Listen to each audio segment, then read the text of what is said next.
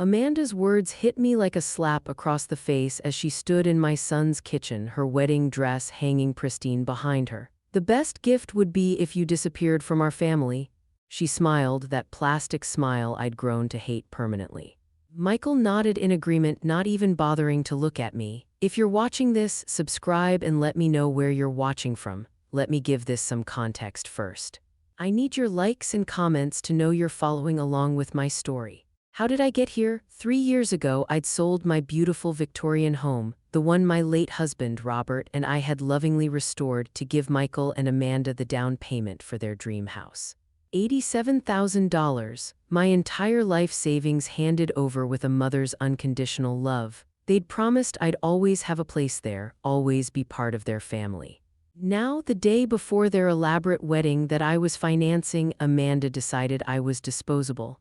You heard her, Michael said finally, his voice cold. This is supposed to be our special weekend. Your negativity is ruining everything. My negativity? I'd spent the morning arranging flowers, the afternoon helping with last-minute preparations, and the evening listening to Amanda complain about everything from the weather to the caterer. The only negative thing I'd done was suggest maybe we didn't need ice sculptures shaped like swans. Where exactly am I supposed to go? I asked, my voice eerily calm. Amanda shrugged, examining her manicured nails. I don't know. A hotel? Your sister's? Honestly, Dorothy, I don't care where you go as long as you're not here tomorrow. This is my son's house too, I reminded her. Actually, Michael cleared his throat, it's more Amanda's house now.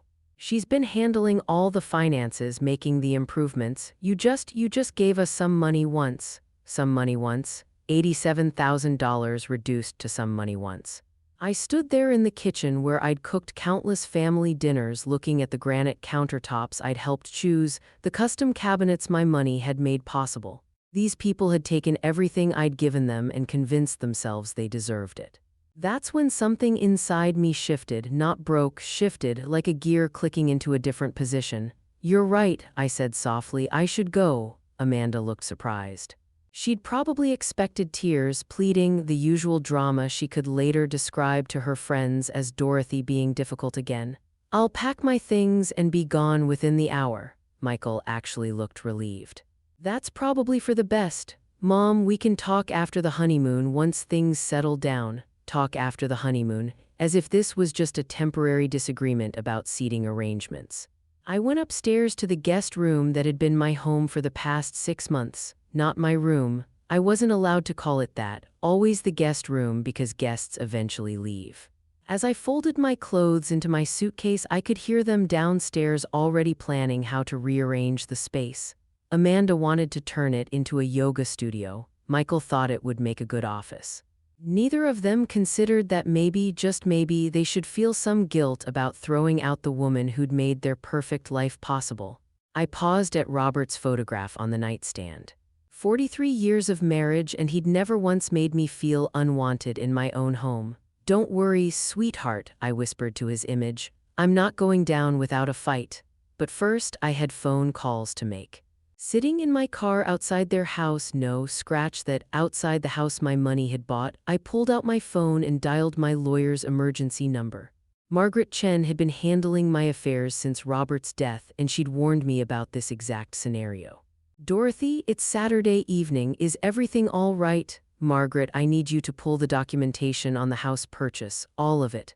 A pause. Has something happened with Michael and Amanda? I told her everything, Amanda's ultimatum. Michael's betrayal, the casual way they dismissed my contribution as some money once. Margaret listened without interruption, though I could hear her typing furiously. Dorothy, I've been worried about this for months, the way they've been treating your investment as a gift rather than what it actually was. What do you mean, what it actually was? Another pause. Longer this time. You don't remember signing those additional documents? The ones I insisted on after you expressed concerns about Amanda's spending habits? My heart started beating faster. Margaret, please tell me you protected me somehow. Oh, honey, the $87,000 wasn't a gift. Legally, it was a loan with your name on the deed as co-owner. Amanda never signed the acknowledgement forms I sent over. In the eyes of the law, you own 35% of that house. I nearly dropped the phone.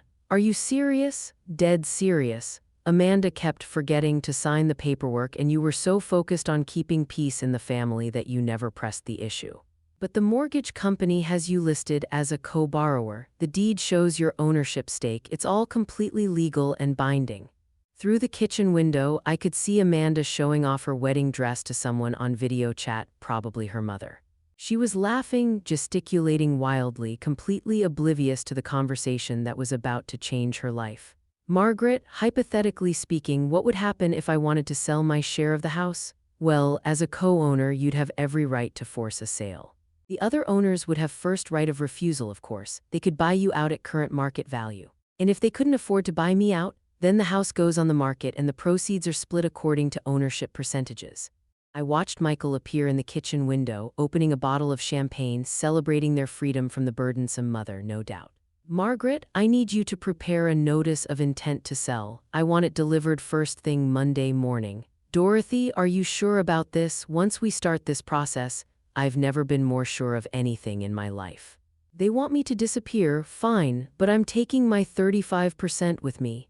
After hanging up, I sat in the growing darkness, watching my son and his fiancée toast their future in the house I'd made possible.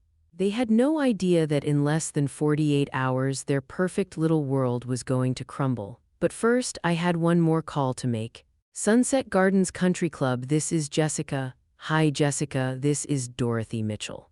I need to speak with your catering manager about tomorrow's wedding reception. Oh, Mrs. Mitchell, how exciting. The wedding's tomorrow, isn't it? How can I help you? I'm afraid there's been a change of plans. I need to cancel the reception. Cancel? But ma'am, it's less than 24 hours away. The food has been prepared, the staff's scheduled. I understand, and I'm prepared to pay the cancellation fees. The thing is, I'm the one who signed the contract and put down the deposit. I believe I have the right to make changes. A rustling of papers. Let me check. Yes, the contract is under your name with your credit card information, but surely you want to speak with the bride and groom first? No need. I'm making an executive decision. Please cancel everything. Mrs. Mitchell, with respect, this seems like something that should involve the happy couple. I watched Amanda through the window, now trying on her veil for what had to be the 100th time today. The happy couple made it very clear that my involvement in their lives is no longer welcome, so I'm simply honoring their wishes. 20 minutes later, I was checked into the Hampton Inn across town, ordering room service and feeling something I hadn't experienced in years. Control, my phone started ringing at 11:47 p.m. What did you do? Amanda's voice screeched through the phone so loudly I had to hold it away from my ear. I honored your request, I said calmly, muting the TV in my hotel room. You wanted me to disappear, so I disappeared. The country club called. They said you canceled our reception, our wedding reception, Dorothy. There are 200 people expecting dinner tomorrow. I'm sure there are. That does sound like a problem. Michael grabbed the phone. Mom, this is insane. You can't just cancel our wedding because you're upset about sleeping arrangements. I didn't cancel your wedding, sweetheart. You can still get married. I just canceled the reception I was paying for. You know, the one costing me $14,000. Silence. I'd never mentioned the cost before, always deflecting when they asked about money. Let me be their generous mother while they remained blissfully unaware of the sacrifices involved. 14,000? Amanda's voice was faint now. The reception, the flowers, the photographer, the band, did you think it was all free? Did you think money just materialized because you two decided to have a fairy tale wedding? But we can't tell 200 people there's no reception, Michael stammered. You're resourceful adults, I'm sure you'll figure something out. McDonald's caters now, I hear. Amanda was crying now, ugly sobbing sounds that might have made me feel guilty 6 months ago. Now they just sounded like the tantrums she'd been throwing since the engagement started. How could you do this to us? We trusted you. Trusted me? You literally told me to disappear from your family. I'm simply complying with your request. I didn't mean forever, Amanda wailed. I just meant for the weekend. Ah, I see. So I was supposed to psychically understand that when you said permanently, you actually meant temporarily. My mistake. Michael tried a different approach. Mom, please. We can talk about this like adults. Come back to the house and let's work this out. The house where I'm no longer welcome, the house where my presence ruins everything? I don't think so. Where are you even staying? Amanda demanded. That's not really your concern anymore, is it? You made it quite clear that my living arrangements are my problem to solve. I could hear frantic whispering in the background, probably them trying to figure out how to undo the mess they'd created. Can you at least call the country club back? Michael pleaded. Maybe if you explain it was a misunderstanding. It wasn't a misunderstanding, it was a very clear business decision made by the person paying for everything. But what about our guests? What about Amanda's family flying in from California? What about them? You're still getting married, they can still witness that, they just won't get a free dinner afterward. Amanda grabbed the phone back. You're being vindictive and cruel. No, sweetie, vindictive and cruel was telling the woman supporting your dream wedding to disappear permanently. I'm just being fiscally responsible. This will ruin everything. Everyone will think we're broke. Well, now that you mention it, I let that hang in the air for a moment, watching them squirm. Without my financial support, you probably are going to be broke pretty soon. What do you mean? Michael's voice was tight with panic now. I mean, have you actually looked at your household budget lately? Do you know how much your monthly expenses are versus your income? More frantic whispering. Because I've been supplementing your lifestyle in ways you probably haven't even noticed.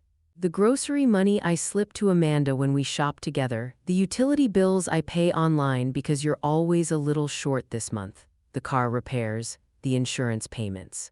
The little emergencies that keep popping up, those were gifts, Amanda said weakly. Were they? Because from where I'm sitting, they look more like an allowance, and allowances can be discontinued at any time. The silence stretched so long I thought they'd hung up. Finally, Michael spoke. What do you want, Mom? Now that was interesting. An hour ago, they couldn't wait to get rid of me. Now they wanted to negotiate. I want exactly what you offered me, to disappear from your family permanently. And I want to take my money with me when I go. By Sunday morning, my phone had 37 missed calls and 41 text messages. I ignored them all while enjoying room service breakfast and reading the Sunday paper like a civilized person. The wedding was scheduled for 2 p.m. At 9:00 a.m. There was a knock on my hotel room door. Through the peephole, I saw Michael in his wrinkled tuxedo shirt, looking like he hadn't slept. Mom, please. We need to talk. I opened the door but didn't invite him in. Shouldn't you be getting ready for your big day? That's what I need to talk to you about. His eyes were red-rimmed, desperate. Amanda's having a breakdown. She's locked herself in the bathroom and won't come out. Her mother is threatening to fly back to California. The whole thing is falling apart. I'm sorry to hear that. I hope you work it out. Work it out. Mom, you destroyed our wedding? No, son, I removed my financial support from your wedding. There's a difference. He pushed past me into the room and I let him. Sometimes you have to let people hang themselves with their own words. This is insane. Over what? A misunderstanding about sleeping arrangements? Sit down, Michael. Something in my tone made him obey. I remained standing, looking down at my 42-year-old son, who was finally starting to understand that actions have consequences. This isn't about sleeping arrangements. This is about respect. This is about gratitude. This is about treating the person who made your lifestyle possible like a human being instead of an inconvenience. We've always treated you well, have you? When was the last time you asked about my life, my interests, my feelings? When was the last time you invited me somewhere because you wanted my company, not because you needed my help? He opened his mouth, then closed it.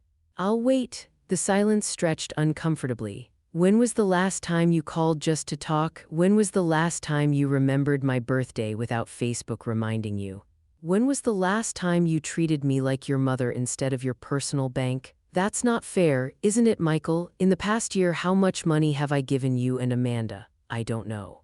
A few thousand here and there for emergencies, $37,000.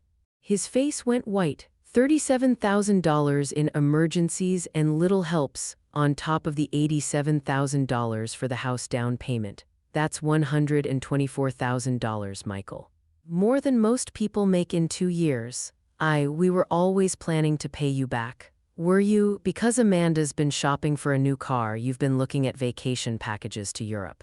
Neither of you has mentioned paying me back even once. He slumped forward, head in his hands. What do you want from me, Mom? I want you to understand that I'm not your personal ATM. I want you to understand that kindness and generosity aren't infinite resources. And I want you to understand that when you treat someone badly enough for long enough, eventually they stop caring about your problems. So you're punishing us by ruining our wedding day? The casual cruelty in that statement that my setting boundaries was punishment confirmed everything I'd been feeling. No, Michael, I'm protecting myself by stopping the pattern of financial abuse. Financial abuse? That's ridiculous. Is it? You've conditioned me to believe my only value to your family is monetary. You've trained me to expect crumbs of affection in exchange for major financial contributions. You've made me feel guilty for having needs and expectations while you take everything I offer for granted. I sat down across from him, leaning forward so he had to look at me.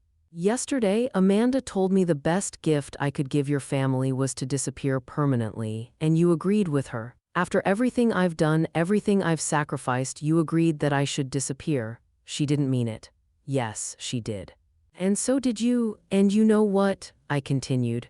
You're going to get exactly what you asked for. He looked up sharply. What does that mean? I smiled, and it wasn't a nice smile. It means you better figure out how to pay for your own lifestyle from now on. It means you better hope Amanda's parents are feeling generous. And it means you better start looking at apartments because the house situation is about to get very complicated. What are you talking about? I'm talking about the legal documents you never bothered to read before your father, and I helped you with that down payment. The ones that make me a co-owner of your precious house. The color drained from his face completely. That's right, sweetheart, I own 35% of your house and I'm about to put it on the market. Michael stared at me like I'd just spoken in ancient Greek. You can't own part of our house, we bought it, we live there. With my $87,000 down payment. Yes, did you think that money just evaporated into the ether? But you said it was a gift. You said you wanted to help us get started. I pulled out my phone and scrolled to Margaret's email from the night before. Apparently, my lawyer had different ideas about protecting my investment. Would you like me to read you the relevant legal documents? This is impossible. Amanda would have had to sign something. Amanda was supposed to sign something. She kept forgetting to return the papers. Margaret kept them on file anyway. Michael was shaking now, either from anger or fear. You planned this. You've been planning this whole thing. Oh, sweetheart, if I'd been planning this, don't you think I would have done it before paying for your wedding? The truth of that seemed to hit him. I'd spent $14,000 on a wedding for people who just told me to disappear. If I'd been scheming, I would have pulled the plug months ago. So what happens now? His voice was small, defeated. Now you have a choice. You can buy out my 35% share at current market value, or we can sell the house and split the proceeds. We can't afford to buy you out. The house is worth $300,000 now. 35% of that is over $100,000. I know, I'm good at math, that's why I have money and you two are always broke. He flinched. We're not broke. We just have a lot of expenses. Michael, your combined household income is $8,000 a month. Your mortgage payment alone is $2,400. Add in car payments, credit cards, utilities, groceries, and Amanda's shopping habit, and you're spending more than you make every single month. How do you know all that? Because I've been making up the difference for the past 3 years. Do you think the money fairy was leaving cash under your pillow? The hotel room phone rang. I answered it while Michael sat there processing his new reality. Mrs. Mitchell, this is Jessica from Sunset Gardens. I have the bride's mother on another line. She's asking about reinstating today's reception. She says she'll pay all the costs if you'll allow us to proceed. I looked at Michael, who was listening with desperate hope in his eyes. That's very generous of her, Jessica, but I'm afraid that won't be possible. Mom, please, Michael started. I held up a hand to silence him. You see, Jessica, there are some family dynamics at play here that make it inappropriate for me to accept payment from other family members for an event I chose to cancel. I understand. Should I tell Mrs. Howarth that the cancellation stands? Yes, please, and Jessica, send my final bill to this hotel. I'll settle everything I owe for the inconvenience. After hanging up, I turned back to Michael. Amanda's mother was willing to pay $14,000 to save your reception. She's been planning this wedding for months. She invited half her country club. How nice for her. Too bad her daughter couldn't manage to be civil to the person originally paying for everything. Michael pulled out his phone. I need to call Amanda. We need to figure out what to do about the house. Go ahead. But Michael, when you talk to your wife about our new arrangement, make sure she understands something. He looked up from dialing. I'm not the same woman who walked out of your house last night. That woman was desperate to keep peace in the family at any cost. This woman is done being taken advantage of. You're really going to force us to sell our home? I'm going to exercise my legal rights as a co-owner. What you do with that information is up to you. He left without another word, probably to deliver the worst news of Amanda's life on what was supposed to be the happiest day. 20 minutes later, my phone rang again. Dorothy, Amanda's voice was barely recognizable through her tears. We need to talk. No, sweetie, we really don't. You made it very clear yesterday that talking to me wasn't something you were interested in. I was upset. I was stressed about the wedding. I didn't mean what I said. Of course you were upset. It must be exhausting pretending to tolerate someone you obviously despise. I don't despise you, Amanda. In the 3 years since you moved into the house I bought for you, you've never once thanked me. Not once. You've never asked about my life, my interests, my health. You've never invited me to anything unless you needed me to babysit, bring food, or write a check. That's not true. When was the last time you called just to see how I was doing? Silence. I'll save you the mental effort. Never. You've never called just to check on me. But you're Michael's mother, your family. Yesterday you told me the best gift I could give this family was to disappear permanently. Today you're claiming I'm family. Which is it, Amanda? More crying, the kind of desperate sobbing that once would have made me rush over with tissues and comfort. Dorothy, please, I'll do anything. I'll apologize publicly. I'll pay you back. Pay me back with what money? You don't work, remember? You're a full-time homemaker in a house you couldn't afford without my money. I'll get a job. That's a great idea. You should definitely do that. But it doesn't change the current situation with the house. What if we agree to pay you back for everything, all the money you've given us over the years? I almost laughed. Amanda, honey, you owe me $124,000. At minimum wage, it would take you about 6 years to earn that much, and that's assuming you never spend money on anything else. The silence that followed was the sound of reality finally sinking in. By 4:00 p.m., they'd called 16 more times. I answered exactly none of them. Instead, I was sitting in the hotel restaurant enjoying a lovely late lunch and watching the local news coverage of a wedding disaster at Sunset Gardens. The reporter didn't mention names, but the footage of Amanda in her wedding dress crying on the country club steps was pretty unmistakable. Excuse me, aren't you Dorothy Mitchell? I looked up to see a woman about my age with perfectly styled gray hair and kind eyes. She looked familiar, but I couldn't place her. I'm sorry, do we know each other? Barbara Howarth, Amanda's mother. She gestured to the empty chair across from me. May I? This should be interesting. Barbara sat down with the practiced grace of someone who'd spent decades handling social crises. I wanted to thank you. That wasn't what I'd expected. Thank me for showing my daughter who she really is. The waitress appeared and Barbara ordered coffee. I waited, curious about where this was going. I've been worried about Amanda for years, Barbara continued. The entitlement, the way she treats people she considers beneath her. The complete lack of gratitude for anything. I kept hoping marriage would mature her, and now I've seen how she treats the woman who made her lifestyle possible, and I'm horrified. Barbara's coffee arrived. She sipped it thoughtfully before continuing. I offered to pay for the reception not because I support Amanda's behavior, but because I felt responsible for the 200 guests who'd been inconvenienced.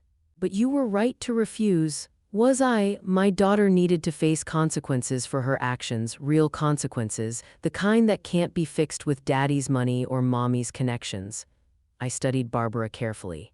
There was something refreshing about her directness. She called me hysterical about the house situation, Barbara continued, demanding that I loan them money to buy out your share, and I told her absolutely not. If she wanted to own a house, she should have treated the co-owner with respect. A woman after my own heart. Can I ask you something, Dorothy? Of course. What's your endgame here? Are you planning to force the sale? I'd been wondering that myself. Honestly, I haven't decided. Part of me wants to see if they can actually figure out how to support themselves without my money. Part of me wants to sell the house just to watch their perfect little world crumble. And the other part, I paused. The other part remembers that Michael is still my son despite everything. Barbara nodded. I understand. But may I offer some advice from someone who's been enabling her daughter's bad behavior for 39 years? Please. Don't save them from this. Whatever you decide about the house, don't cushion the fall. Amanda has never faced real consequences for treating people badly, and it's turned her into someone I barely recognize as my daughter. She reached into her purse and pulled out a business card. I'm flying back to California tomorrow. If you ever want to talk to someone who understands what it's like to love an ungrateful child, call me. After Barbara left, I sat alone with my thoughts and my phone, which was still buzzing with increasingly desperate messages.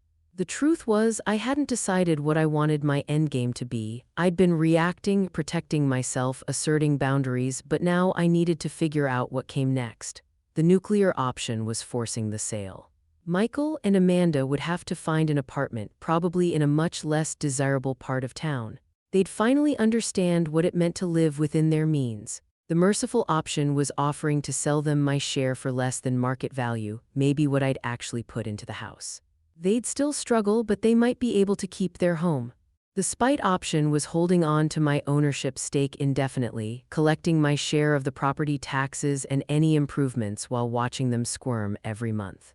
As I sat there weighing my options, my phone rang again. Mrs. Mitchell, this is Detective Rodriguez with the Virginia Beach Police Department. I'm calling about a report we received regarding financial elder abuse. My blood went cold. I'm sorry, what? We had a call from someone claiming that family members have been financially exploiting you and that you might be experiencing cognitive decline. They're requesting a welfare check. Those manipulative little snakes. Detective Rodriguez, I can assure you that I am in full possession of my mental faculties. In fact, I'm probably thinking more clearly than I have in years. That's good to hear, ma'am, but we do need to follow up on these reports. Would you be available to meet with me tomorrow morning? I looked around the hotel restaurant at the normal people living their normal lives and felt a surge of pure fury at my son and daughter-in-law's latest manipulation. Absolutely, Detective. In fact, I have quite a lot I'd like to discuss with you about financial abuse, just not the kind my family reported. After scheduling the meeting, I sat back in my chair and smiled. If Michael and Amanda wanted to play hardball, I was more than ready to pick up the bat. Time to show them what a real power play looked like. Detective Rodriguez was younger than I'd expected, maybe 40, with intelligent eyes and the kind of patient demeanor that probably served him well in family disputes. We met at the police station Monday morning and I'd brought my entire financial file. Mrs. Mitchell, I want to start by saying that the person who called us seemed genuinely concerned about your welfare. I'm sure they did. My daughter-in-law is very good at sounding concerned when it suits her purposes. I spread my bank statements across his desk. Detective, in the past 3 years, I've given my son and his wife $124,000. Would you like to see the documentation? His eyebrows rose as he examined the papers. Check after check, wire transfers, credit card payments made on their behalf, a pattern of financial dependency that looked exactly like what it was. This is substantial, he said carefully. It is. And yesterday, when I finally set some boundaries about how they treat me, they decided I must be mentally incompetent. I pulled out my phone and played the voicemail Amanda had left at 3:00 a.m. Dorothy, this is insane behavior. Normal people don't destroy their families' lives over hurt feelings. We're worried about you. Maybe you need to see someone, get some help. Michael thinks you might be having some kind of breakdown. Detective Rodriguez listened, taking notes. Has there been any history of cognitive issues, Mrs. Mitchell? None whatsoever. I manage my own finances, maintain my own household, drive myself places. The only thing that's changed is that I stopped letting them take advantage of me. I showed him the house documents Margaret had sent over. My lawyer can verify that I'm a legal co-owner of their property. Everything I'm doing is within my rights as an investor, protecting her assets. And the wedding cancellation. I was paying for a reception for people who told me to disappear from their family permanently, so I honored their request. We talked for another 20 minutes. Detective Rodriguez was thorough but fair. And by the end, he seemed satisfied that I was mentally competent and financially savvy. Mrs. Mitchell, I'm going to close this case as unfounded, but I do want to give you some information about elder financial abuse resources just in case. Actually, Detective, I think I've got the situation well in hand now. As I drove away from the police station, my phone rang. Michael again. Mom, the police called. They said they're not pursuing the welfare check. That's because I'm not the one being financially abused in this relationship, sweetheart. What's that supposed to mean? It means you and Amanda have been systematically draining my resources for years while giving me nothing but disrespect in return. The detective was very interested in my documentation. A long pause. Are you threatening us? I'm informing you that your manipulation tactics aren't working anymore. Mom, please. Can we just sit down and talk about this like adults? We can, but not at the house I co-own and not until Amanda apologizes for her behavior. She's sorry, she's been crying for 2 days, has she? Because the voicemail she left me at 3 o'clock this morning suggested she thinks I'm mentally ill, not that she's sorry. Another pause. Where do you want to meet? Margaret Chen's office. Tomorrow at 2 p.m. Bring Amanda. And bring a realistic proposal for how you're going to handle the house situation.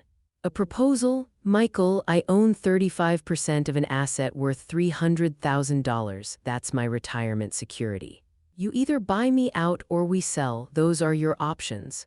After hanging up, I realized something had shifted in our dynamic. For the first time in years, they needed something from me more than I needed something from them.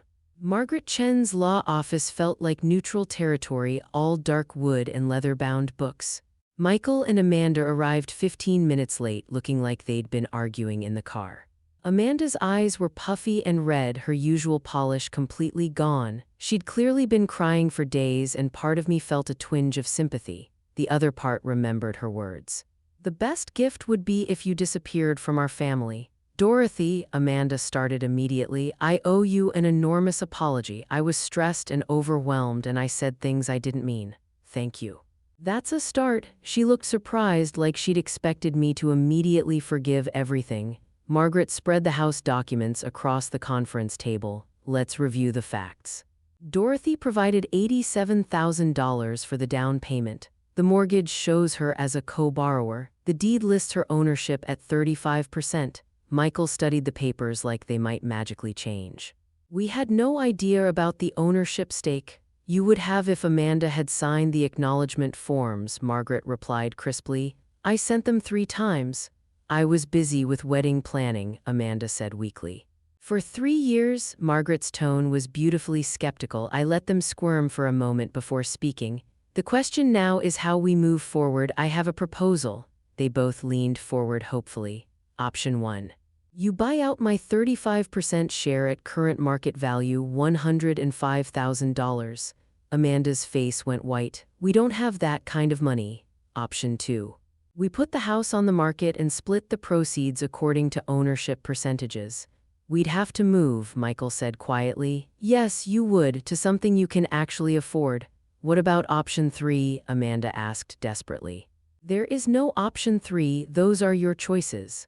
Margaret pulled out a calculator. If you sold the house today after realtor fees and closing costs, you'd probably net around $270,000.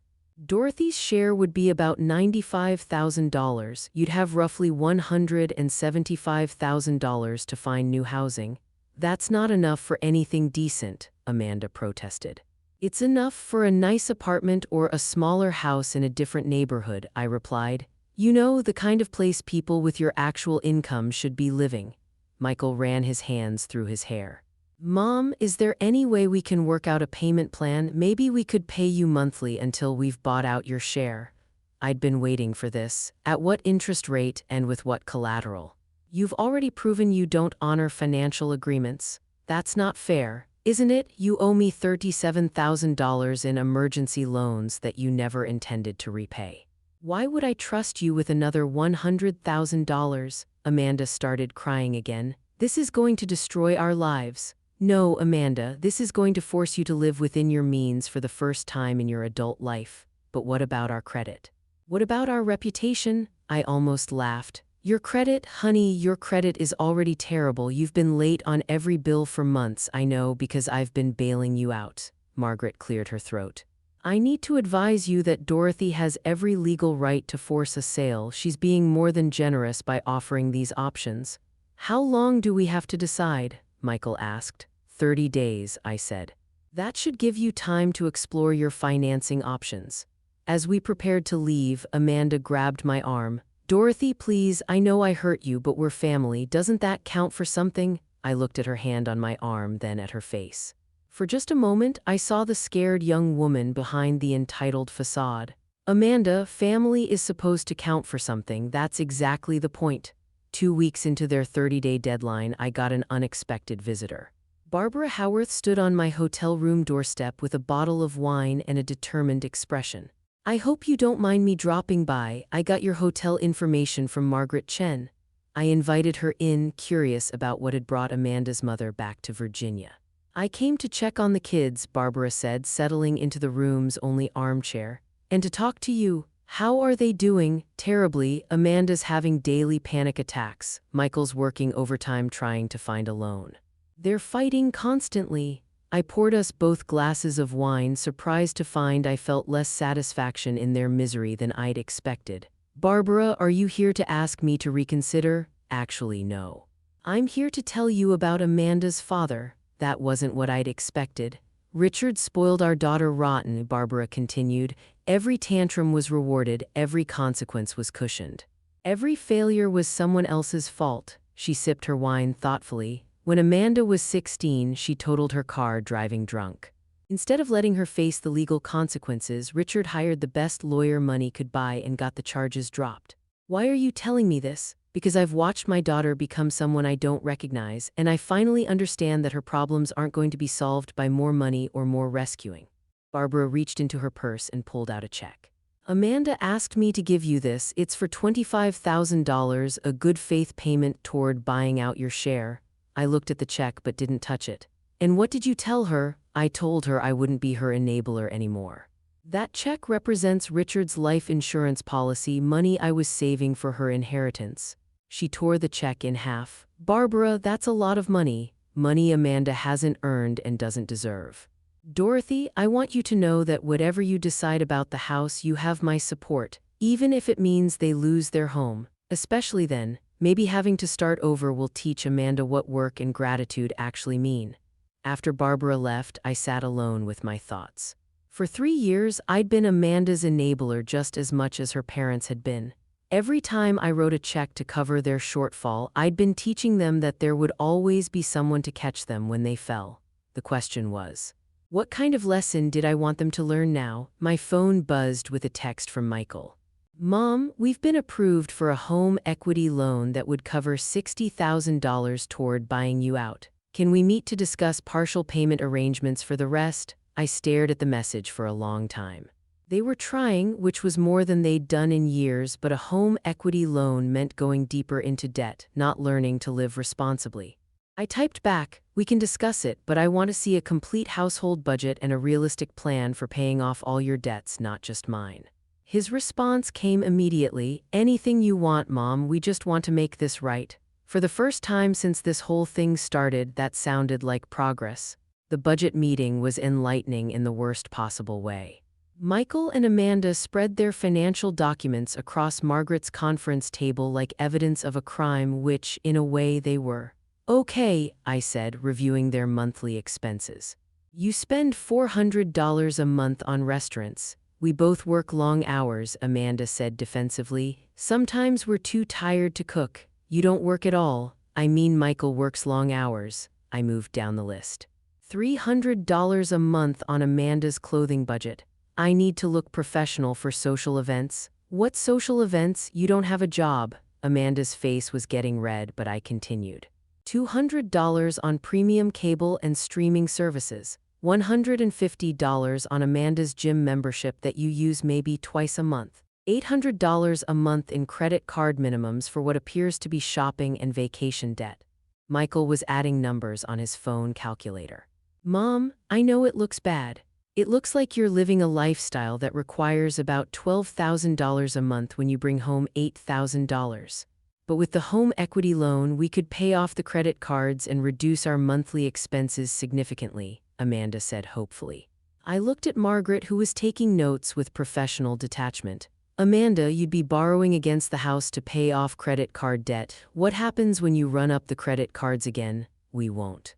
We've learned our lesson, have you? Because I don't see any significant changes in this budget. You're still eating out constantly, still maintaining expensive memberships you barely use, still treating shopping like a hobby. Michael leaned forward. What would you want to see, Mom? What would convince you that we're serious about changing? Finally, the right question. I want to see a budget that reflects your actual income. I want to see you cooking at home, canceling unnecessary subscriptions, and Amanda getting a job. A job? Amanda looked horrified. Yes, a job. You're 39 years old with a college degree. There's no reason you can't contribute to the household income. But Michael makes good money, not good enough apparently since you've been supplementing it with my money for 3 years. Margaret cleared her throat. Dorothy, what exactly are you proposing? I'd been thinking about this for days. Here's my offer. You can buy out my share for $75,000 instead of the full market value of $105,000, but there are conditions. They both perked up. First, Amanda gets a job within 60 days and maintains it for at least 2 years. Second, you sell one of your cars and use the proceeds to pay down debt. Third, you stick to a realistic budget, no restaurant meals, no unnecessary shopping, and no new debt for 2 years. How would you monitor that? Michael asked. Monthly financial check-ins with Margaret.